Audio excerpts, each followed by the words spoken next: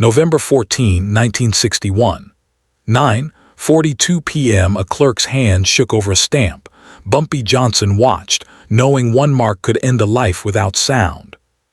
The file did not arrive loudly. It slid onto the desk like it had done this before. Thin, clean, official enough to pass. Bumpy Johnson let it sit. The room had learned his patience. Wood creaked once, then settled. Outside, Harlem moved at its own pace, the sound softened by distance and habit. Inside, nothing hurried. The file waited because it believed it would be opened, because paper often wins. Bumpy did not touch it. He watched the stamp instead. It was a small thing, a circle of ink pressed into the corner with confidence, too confident, the kind of mark that expected obedience. He had seen thousands like it. Most were honest. This one tried too hard. The clerk stood across the desk, young enough to still trust process, old enough to know when trust became danger. His fingers hovered near the stamp pad, then pulled back. Sweat showed at the edge of his collar. Not fear yet, just awareness. That was the first risk, visible, quiet, a shaking hand in a room that valued stillness. Bumpy noticed how the stamp leaned a hair to the right, how the ink pooled where pressure should have eased. Real stamps learned restraint. This one pressed like it had something to prove. He leaned back, chair legs steady on the floor. No one spoke.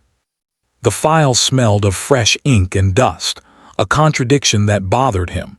New authority pretending to be old. He let the silence stretch until it became instruction. The clerk swallowed. His eyes flicked to the door, then back to the file. That was enough to confirm it. People did not look for exits unless they felt the floor shift. Bumpy finally spoke, his voice level almost kind. Who taught this stamp to breathe like that? The clerk froze. The question wasn't an accusation. It didn't need to be. It named the problem without naming a person. That was worse. The clerk explained nothing. He didn't have to. His shoulders gave it away. Habits had been borrowed.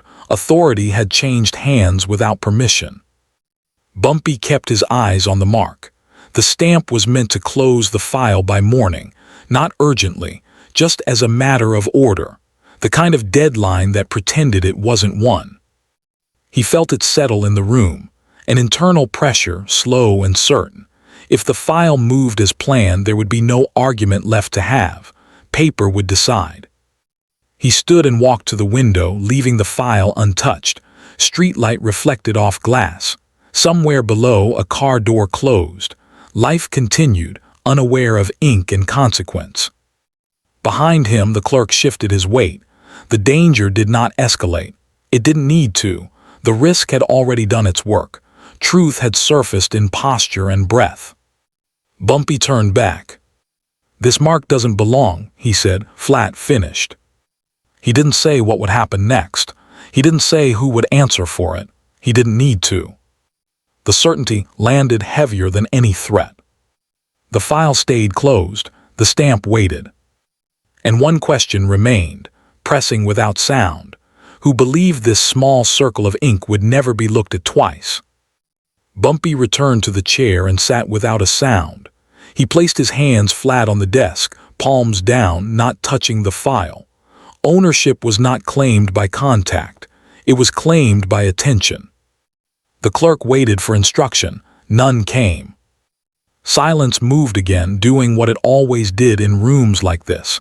It invited confession without asking for it. The clerk's breathing slowed, then slipped. His eyes stayed on the stamp as if it might speak first. Bumpy studied the margins. Real files aged at the edges. They bent where fingers had worried them over years. This one stayed sharp as if time had been skipped. He noticed a faint halo around the stamp, ink bleeding where pressure lingered too long. Careless strength. Borrowed hands. He said nothing. The clerk cleared his throat, then stopped himself. He had learned something already. Words arrived only when Bumpy allowed them. Bumpy leaned forward, just enough to change the air. "Stamps learn habits," he said, "so do men." It was not a warning, it was a description. The clerk nodded once, a small surrender. He did not explain where the stamp had been kept or who had pressed it last. He didn't need to. Bumpy wasn't collecting stories. He was mapping consequence. Outside, a siren passed and faded. The city kept its distance, as if respecting the room's work. Bumpy reached into his coat and removed nothing. The motion mattered more than the object. The clerk stiffened, then relaxed when the hand came back empty. Risk had been shown early. Now it was controlled. "The file stays," Bumpy said. "Not here, not with me, just stays." The word closed doors without slamming them. The clerk nodded again, deeper this time. He understood that staying meant not moving forward and not going back. It meant waiting inside the deadline without counting it. Bumpy stood. He adjusted his coat, slow, precise. Before leaving, he looked once more at the stamp. The anchor held the room, ink pretending to be law.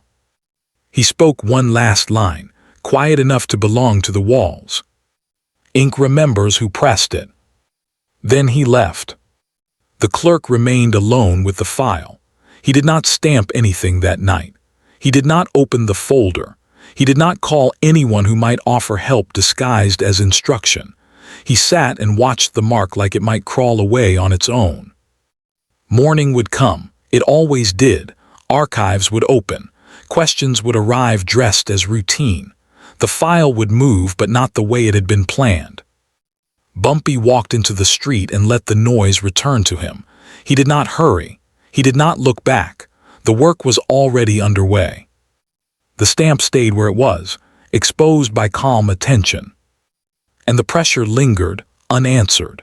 When authority is borrowed so easily, how many hands have already learned the habit? The room Bumpy chose had no windows. It didn't need them. Truth worked better without an audience. The table was plain wood, scarred by years of elbows and paperwork. Nothing decorative, nothing to distract. He placed the file at the center and let it rest there like it belonged. The stamp faced up. It always did. Two men entered after him. Not guards, not threats, just witnesses to order. They stayed near the wall and learned the shape of silence. The clerk arrived last. He closed the door carefully, the way people do when they already know the conversation has started without them. Bumpy didn't sit right away. He stood behind the chair, hands on the backrest, looking at the file as if it were a map. The internal deadline pressed softly now. By morning, the archive would ask for movement, not loudly, just once. He spoke without lifting his eyes. "Paper likes to pretend it's innocent." The clerk sat. He nodded once. No defense rose. That told Bumpy more than any speech could. Bumpy finally took his seat. He did not open the file. Opening it would suggest doubt. He had none.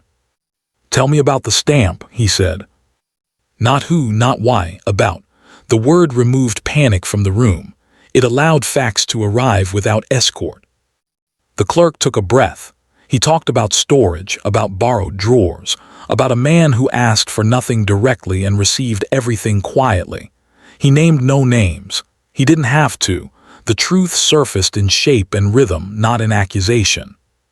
Bumpy listened with his chin resting lightly on his hand. His eyes never left the stamp. "It presses too hard," Bumpy said. "Authority that belongs knows when to stop." The clerk swallowed. His hands folded together, then separated. The room stayed calm.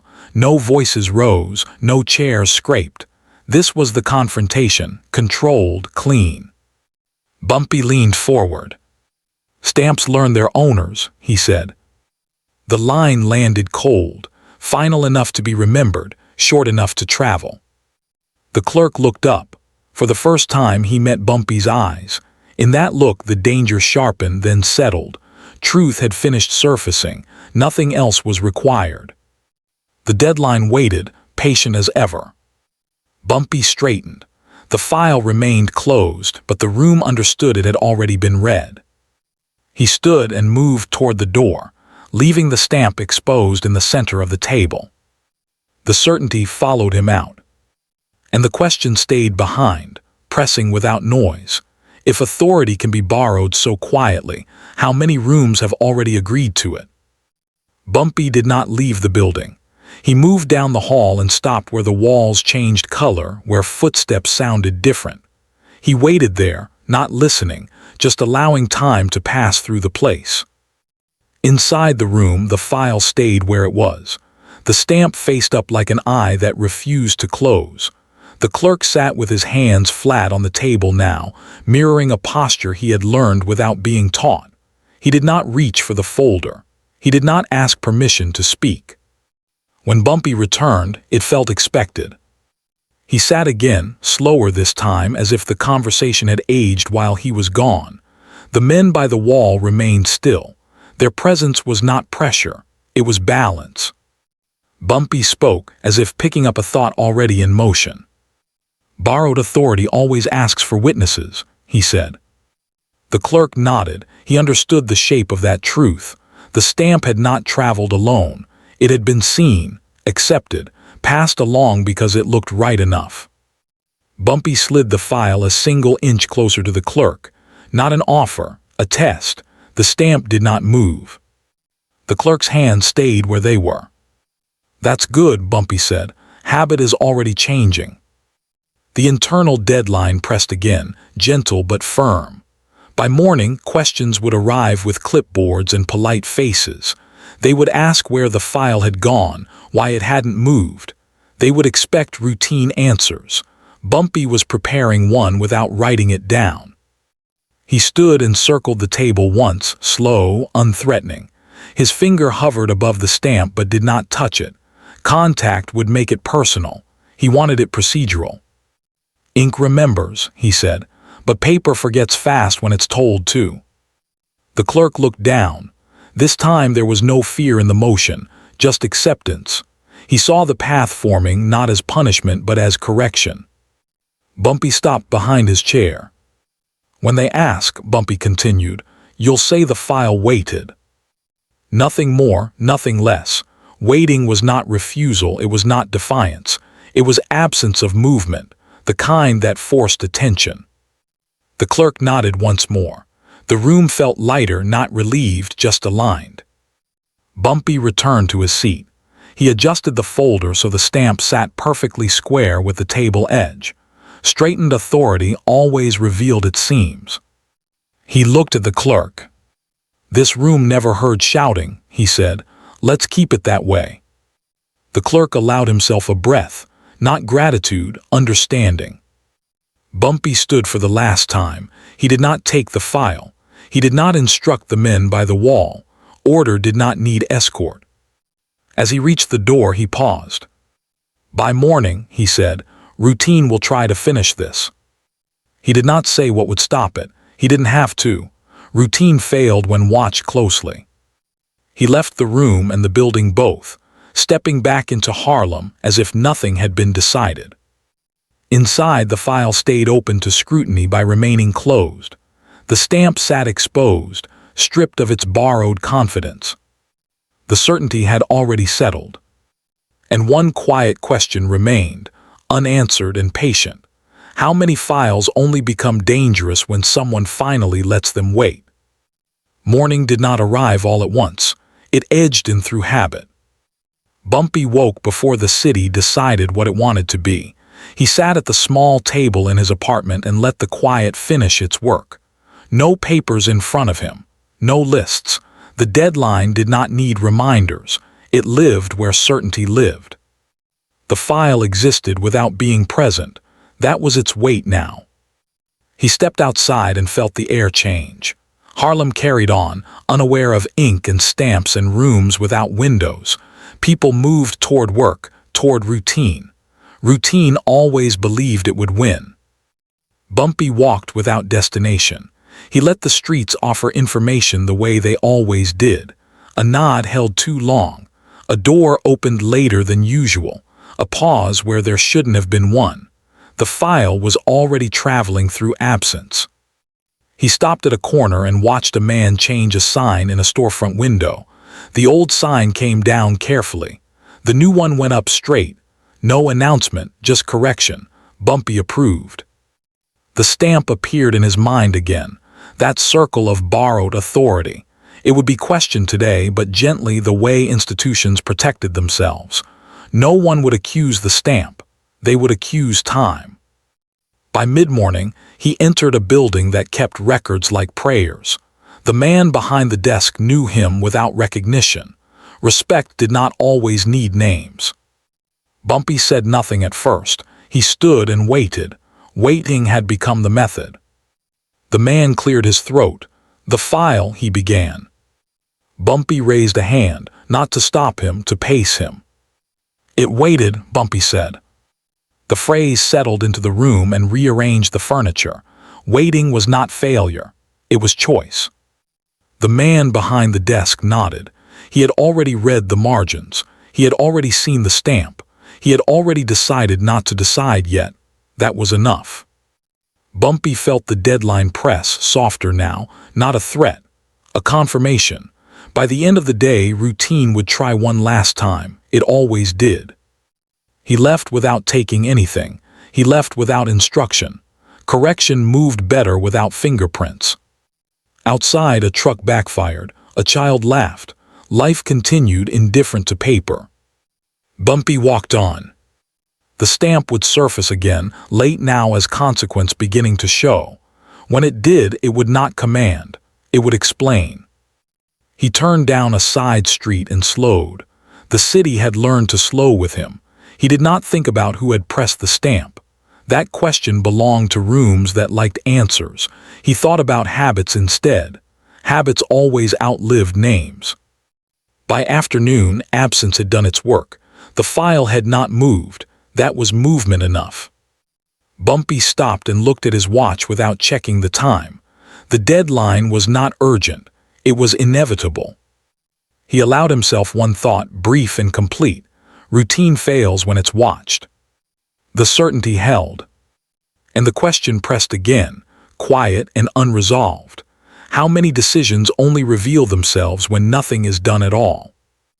By afternoon, the city had accepted that something was missing. Not loudly, not in a way that could be pointed to, just a small delay where certainty used to sit. Bumpy felt it as he walked, a hesitation in steps, a door held open longer than needed, routine noticing itself. He entered one last place, not important on paper, important in practice, a narrow office where files paused before becoming permanent. The kind of room that decided things by letting them rest. The man inside did not look surprised to see him. Surprise was for people who expected outcomes. This man expected process. Bumpy stood near the desk and waited. The file was already there, not physically, but in the air. The stamp had arrived ahead of it, carried by rumor and margin notes. The man spoke carefully. "It didn't move," he said. Bumpy nodded once. "That's right," he replied. "It waited." Waiting had become the answer, not defiance, not delay, a correction shaped like patience. The man turned a page in a ledger. The sound was deliberate, paper acknowledging paper. "There's a mark," the man said. Bumpy said nothing. "It's wrong," the man added. Bumpy leaned back against the wall. The internal deadline eased, not because it had passed, but because it had been met. Inevitability did not need witnesses once it arrived. The man closed the ledger. He did not stamp anything. He placed the stamp pad back in its drawer and pushed the drawer in until it sat flush. Straight lines mattered today. Bumpy watched the movement with interest, habits changing again. Outside, a cloud passed the sun. Light shifted. No one noticed. That was how real decisions landed. The man behind the desk hesitated, then spoke. "They'll ask why." Bumpy looked at him then, calm, present. "You'll say the file was reviewed," he said, "and found complete." Complete did not mean approved. It meant understood. The man nodded. That answer would satisfy routine. Routine hated complications more than it hated truth. Bumpy stepped away from the wall. "There's no need to reopen it," the man said, testing the thought. Bumpy allowed a thin pause. No, he agreed, there is.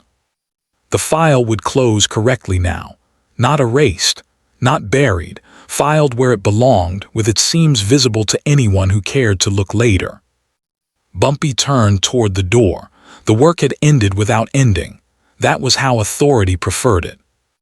As he left, the man behind the desk adjusted the stamp pad again, aligning it with the edge. A small habit already changed. Bumpy stepped back into the street. The afternoon had thinned. People moved toward evening. Decisions settled into place like furniture no one remembered buying. The stamp appeared in his mind one last time, not as power, as residue, evidence of hands that pressed too hard and learned too late. By nightfall, the file would be closed, properly, quietly, without appeal. Bumpy walked on, unremarked. The city resumed its rhythm, corrected by an absence most would never name. The certainty remained, heavy and finished. And the question stayed where it belonged, unanswered and patient. How much of power depends not on action, but on the courage to let things stop moving? Evening arrived without ceremony. It always did when nothing went wrong. Bumpy sat alone and let the city settle into night. He did not replay the day. He did not measure success. Closure was not an event. It was a condition. Somewhere downtown, the file completed its last short journey. Hands moved it the way they always had, careful enough to look respectful. No one announced the decision. No one argued. The stamp appeared once more, not to command but to be noticed for what it was. Ink slightly too dark, pressure slightly too proud. The file closed. Not erased, not corrected in red. Closed with a note written in a careful hand, the kind that understood how permanence worked. The note would not be read aloud. It didn't need to be. It existed for the future, for someone patient enough to look again. Bumpy felt the consequence in absence. No call arrived. No messenger appeared. The quiet was the signal. When nothing comes, it means order has accepted the answer. He stood and adjusted his coat. A small habit remained with him now. He checked details longer than before, not because he doubted them, but because he respected what they could become. Outside, Harlem breathed into night. Neon flickered, doors closed, laughter rose and fell. The city did not pause to recognize correction. It never did. Bumpy walked a familiar route, slow enough to be seen, calm enough to be ignored. That was the balance. Power that announced itself invited challenge. Power that settled into routine became invisible. He passed a storefront where a clerk locked up. The man checked the latch twice, then once more. A habit newly learned. Bumpy noticed and kept walking. The stamp returned to him, not as an image, but as a weight that had lifted. Ink had tried to stand in for judgment and failed. Judgment had arrived quietly and stayed. By the time he reached home, the matter had already thinned into memory. That was how it should end, not with relief, with alignment. He poured a drink and did not raise it. He let it sit. Letting things sit had proven useful. The file was closed now, correctly, permanently enough. And still, one soft question hovered in the room, not demanding an answer. How many endings pass unnoticed simply because they arrive the way they should? The night deepened without changing its mind. Bumpy left the drink where it was and sat in the quiet. He did not turn on the radio. He did not look for news. News belonged to noise. This ending belonged to habit. He thought about the stamp one last time, not the hand that pressed it, not the intention behind it, just the object itself, returned to its place, stripped of the story it tried to tell. Objects were honest when they were forced to be ordinary again. Somewhere a drawer closed, not hard, not softly, just enough. That was the consequence. The city adjusted in small ways no one would chart. A clerk checked impressions twice. A supervisor asked a question he used to skip. A file paused before moving forward, long enough to be read instead of trusted. None of it dramatic, all of it permanent. Bumpy understood that permanence did not need witnesses. It needed repetition. He stood and moved through his apartment, touching nothing that mattered. The habit of restraint had followed him home. He approved of that. Restraint kept things from growing teeth. Outside, footsteps passed and faded. Someone laughed too loud and then corrected themselves. Another small adjustment. Another ending no one would name. Bumpy opened a window and let the air in. The night carried the city's weight without complaint. He leaned there for a moment and felt the absence fully. No file to watch, no stamp to measure, just the space where pressure had been. That space mattered. When he finally turned away, he did not think about tomorrow. Tomorrow would handle itself. Institutions always did when they were reminded how fragile their rituals were. He closed the window. The sound was clean. On a shelf, an old ledger sat untouched. He did not open it. He did not need to. Some records earned their silence. Bumpy sat again and allowed the quiet to finish settling. This was the aftermath, not relief, not triumph, alignment, the kind that let a man sleep without rehearsing explanations. He spoke once to no one. Order doesn't argue. The words did not echo. They did not need to. The concrete consequence had already taken root. A habit had changed. A file had closed the right way. An object had lost its borrowed authority and returned to being what it was: ink. Bumpy turned off the light. In the dark, the city continued, corrected by something most would never see. That was enough. And the question lingered where it belonged, quiet and unresolved, meant for anyone willing to sit with it. When power hides in routine, is the real strength in acting, or in knowing when to let everything stop?